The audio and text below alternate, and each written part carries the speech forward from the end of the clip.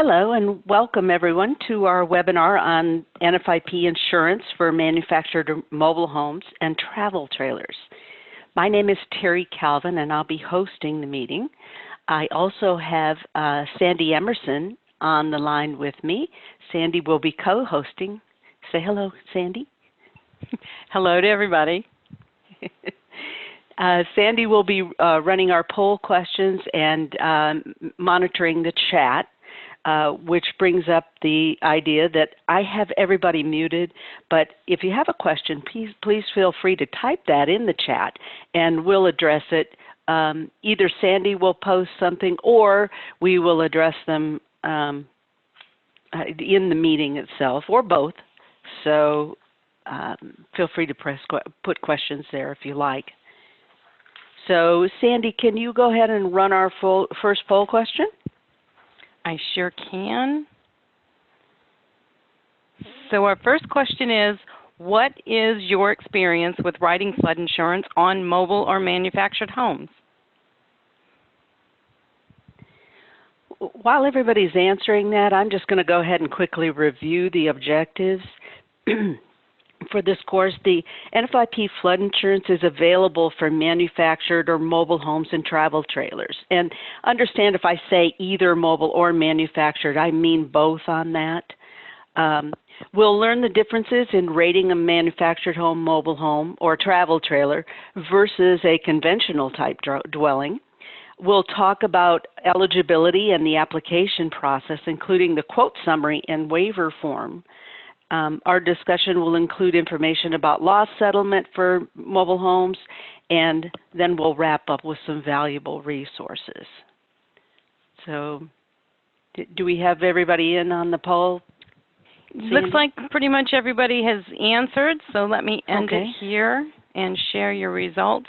And for the most part, most people have never written a mobile home flood policy, mobile home manufactured flood policy. We've got a few that's written a couple, and about 4 people that have written quite a few. So this is a good mix for you, Terry.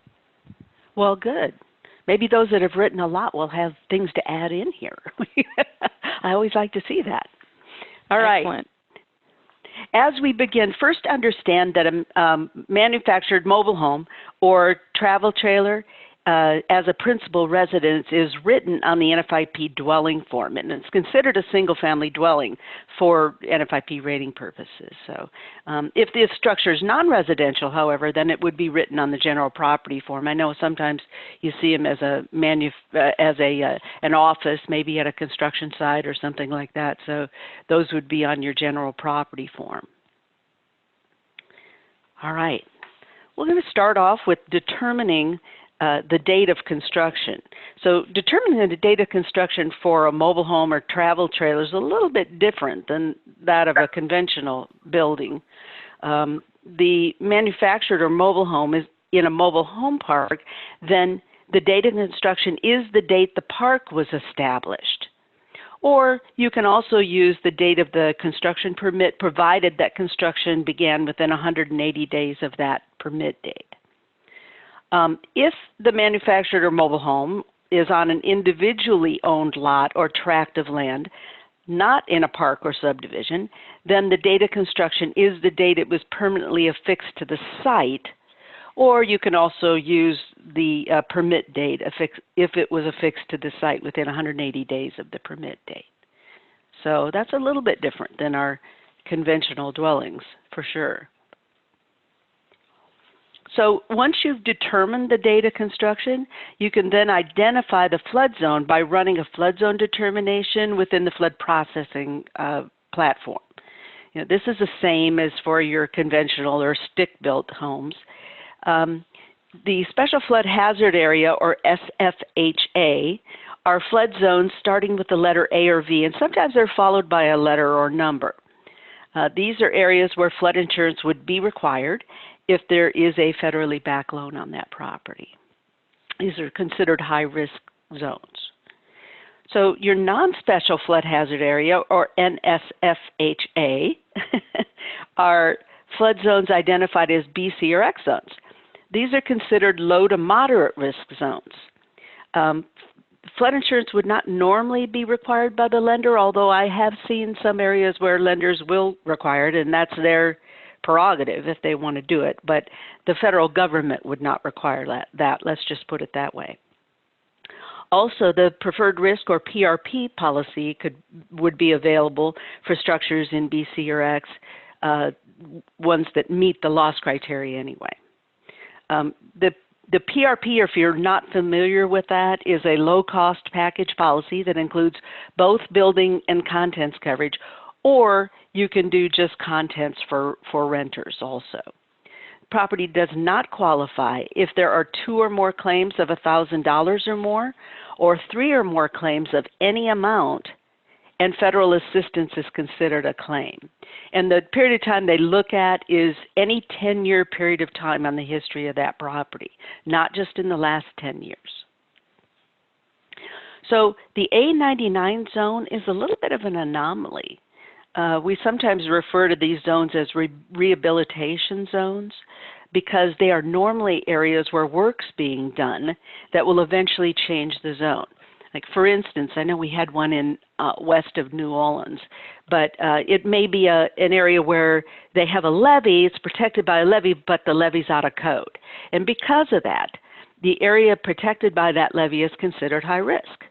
However, if the community is working on a project that will bring that levee into code, FEMA may decide to put that area in an A99 zone, and then when the work is finished, that area will be pulled out of the A99 zone and put into a non-special flood hazard area, probably an X zone. So technically, an A99 is in a special flood hazard area, and flood insurance would be required by the lender, but otherwise it sort of follows the rules of the non-special flood hazard area in that it can qualify for the PRP policy. So we don't see a lot of those in my area, but they do exist out there, and I run into them from time to time. So just be familiar with that. Okay. Pre-firm versus post-firm. So if the property is in a special flood hazard area, those are your A or V zones except the A99, then you'll need to determine if the property is pre-firm or post-firm. FIRM is actually an acronym, and it stands for Flood Insurance Rate Map. So if the property is pre-firm, that means it was built prior to the date that the community joined the flood program for the first time and their very first flood insurance rate map was approved. If the risk is post-firm, then it was built on or after the date the first firm was approved, the community joined the flood program, and the first flood building codes were actually put into effect.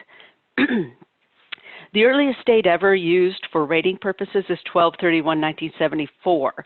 So if the building is built prior to that date, it is automatically considered to be pre-firm unless the property has been substantially damaged or improved after that date. So if the risk is post-firm in a special flood hazard area, then you'll need an elevation certificate to rate the risk. If the risk is pre-firm, then you can continue to rate with the pre-firm subsidized rates, or you can rate with an elevation certificate. But when you use the elevation certificate, you would use the most favorable rates. So if it's better with the elevation certificate, you use that. If not, you would continue to use those pre-firm subsidized rates. B, C, X, and A99 zones would not require an elevation certificate. And this is similar or the same for conventional homes as well as for the mobile homes. So this is not really any different from that. So we have another poll question now. Sandy, if you could please run that for us.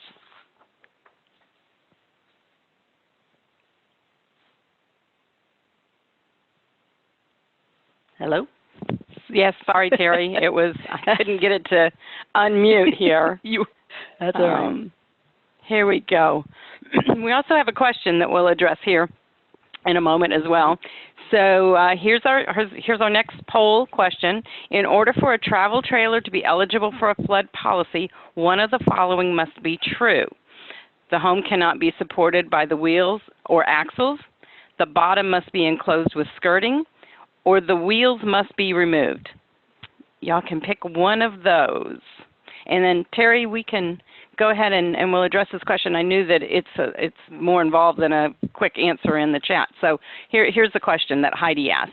Is there any special requirements when setting up a mobile home that is in a special flood hazard area?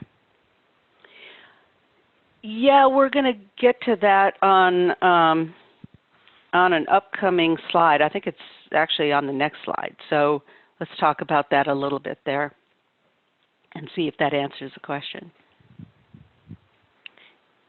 And so far, that's the only question. All right, let me end that here for you and share the results. We had about 10 people, 30%, that said the home cannot be supported by wheels or axles. It's almost an even split. 30% that said the bottom must be enclosed with skirting, and 39%, 13 people, that says the wheels must be removed. Well, this was a little bit tricky in that I specified travel trailer only and didn't say mobile home or manufactured home. So let's look at that. To be eligible for a flood policy, the mobile or manufactured home must be attached to a permanent foundation, cannot be supported by wheels or axles, and must be anchored to resist flotation, collapse, or sideways movement. Now, normally a travel trailer, you can't cover a travel trailer with a flood policy unless it's treated pretty much like a mobile or manufactured home, in that you would have to be attached to a permanent foundation, cannot be supported by the wheels, or I'm sorry, the permanent foundation, and has to be anchored to resist collapse or sideways movement. However, in the case of a travel trailer, the wheels have to be actually removed. So that's the difference between those two. Now, did that answer the question about how they have to be set up? If not, bring that back up again, and I guess we can discuss that. All right. The application for a manufactured or mobile home will ask some detailed questions specifically to these types of risks. So first of all, the first question is going to ask the building type, and of course you're going to answer that as a mobile home, and then that's going to trigger more questions coming up.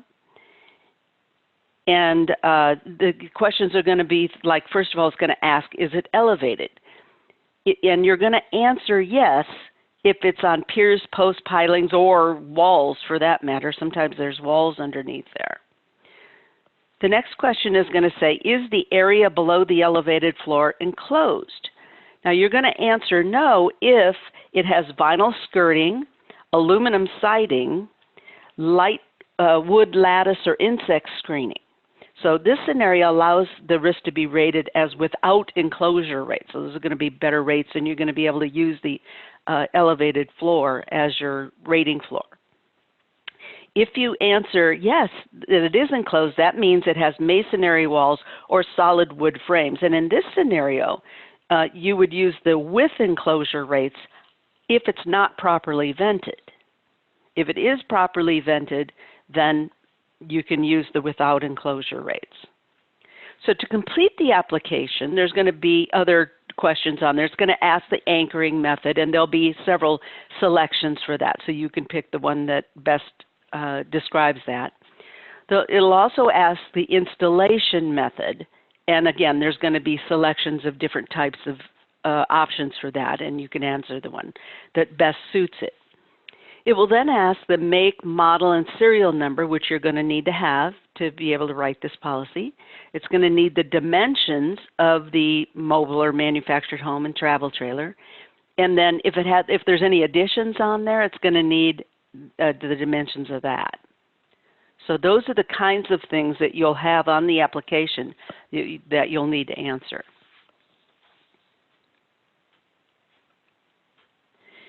I mentioned proper venting. So if there is an enclosure, it would have to use the without enclosure rates, it would have to be properly vented. So to do that, it must have at least 2 vents. They have to be each on a different side of the enclosure. The bottom of all openings can be no higher than 1 foot off the ground, and there must be 1 square inch of venting for every square foot of the enclosure area. So in other words, you got 1,000 square foot enclosure below, you need 1,000 square inches of venting. Engineered vents are allowed, but the insured must provide the certification statement from the manufacturer installer that it meets the NFIP requirements. So if you're not familiar with engineered vents, they typically stay closed when there's no water present, and they have a sensor that senses the hydrostatic pressure of the water and open without human intervention as the water rises. And then they close automatically when the water goes down. They're pretty nice, actually. So note that the declaration page will actually say that there is an enclosure, but if it's vented properly and you put that in the application, it'll use the without enclosure rates. Did we have a question? Do we have questions in the... Sandy? Yes, Terry, I was looking something up here. Yes, we'll go ahead and address this then. Now, Michelle had asked, does flood insurance apply when a home is compromised by erosion, as what is happening on Lake Michigan? And I was partially answering her at this point that no, gradual erosion would not meet the definition of a flood. The definition of a flood would be sudden and temporary, not something that happened over a gradual period of time. So something of what you have described, even though it's caused by a lake, would not be sudden and incidental to normally dry land area. Okay. Anything you want to add to that? No, that pretty much answers it. So, yeah, unfortunately, the policy excludes the gradual erosion, which happens way too often. But anyway, moving along. Once you complete the application and select the Save and Calculate option, there is an option, and it's in the same box with where it shows the premium. It's down in the lower right-hand corner, and it will say Quote Summary / Waiver at the bottom of the quote. So using this summary in your quote proposal will help you discuss flood risk with potential as well as existing clients. So as an agent, it's important to discuss the risk of flooding with every client.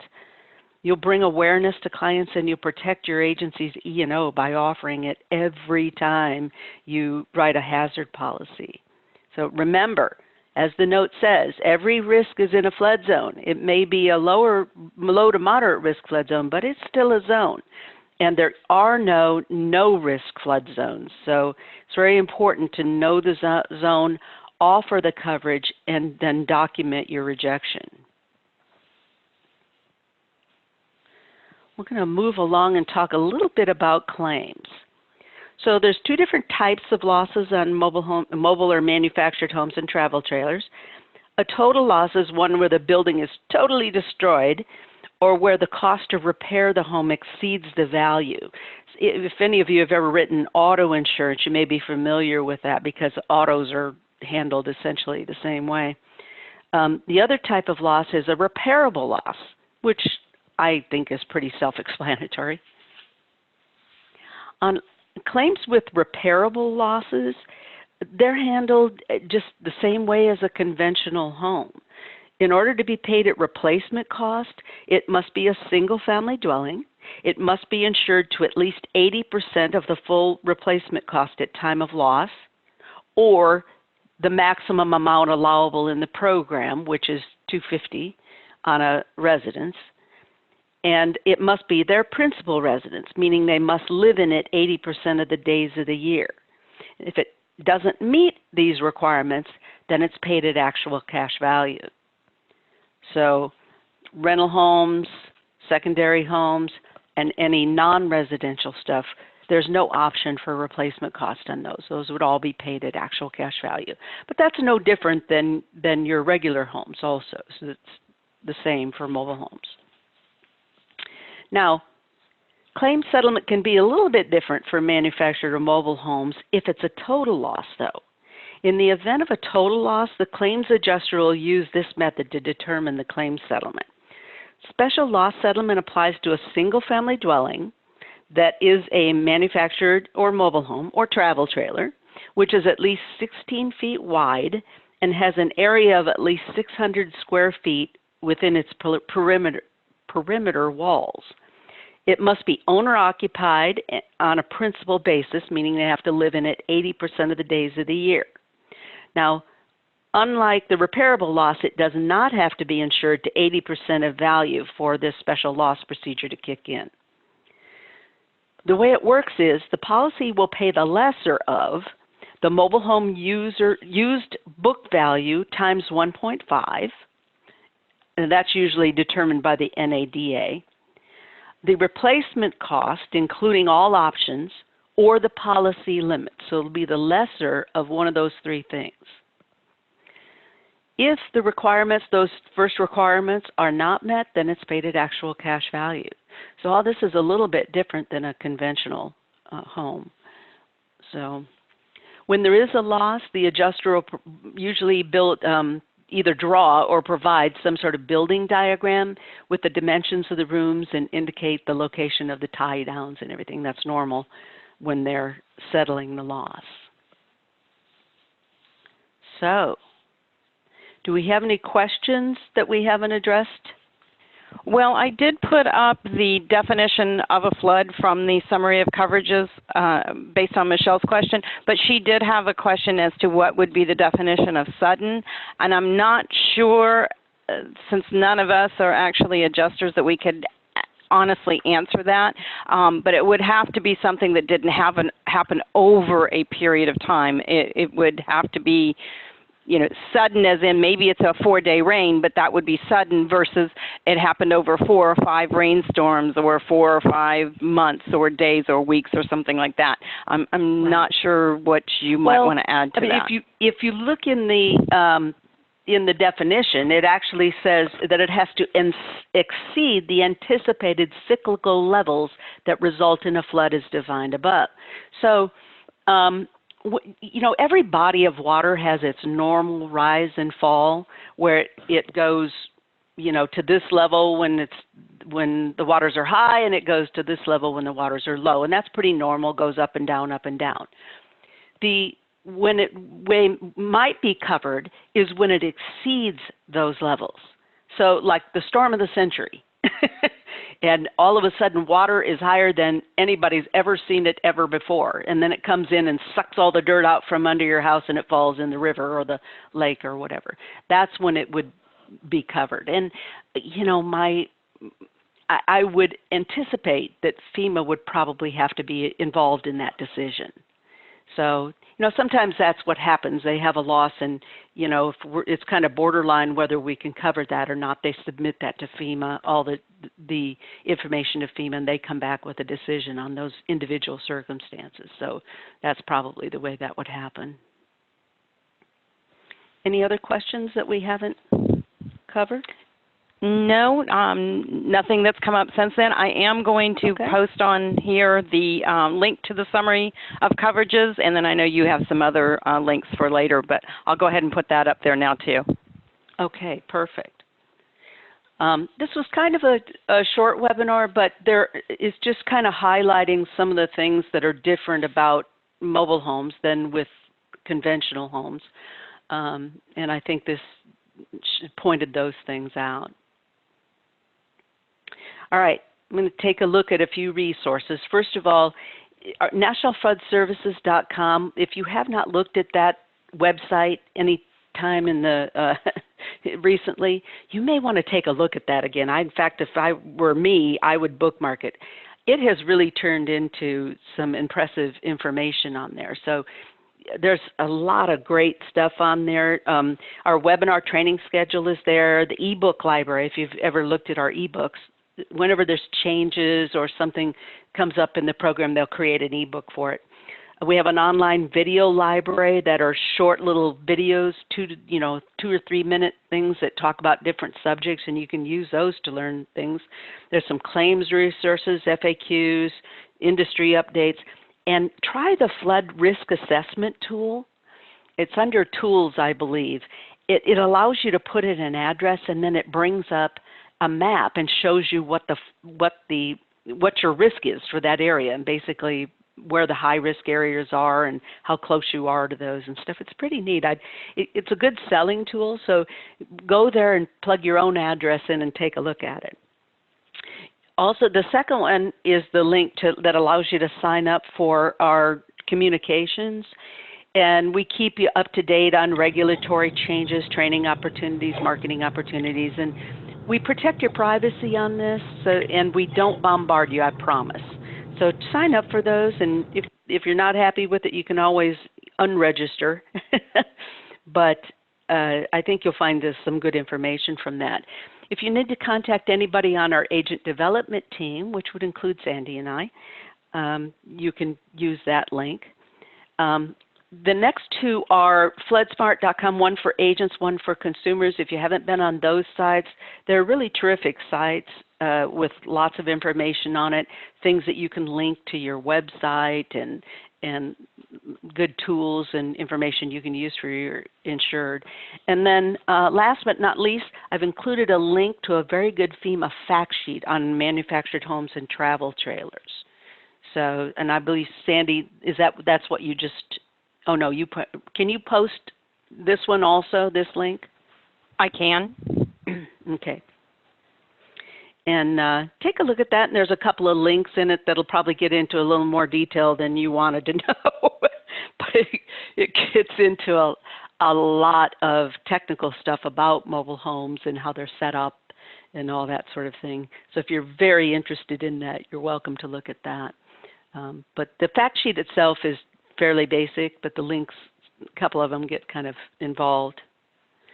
So that concludes our session today. I want to thank you for joining us, and we look forward to seeing you on a future session. Bye, everyone.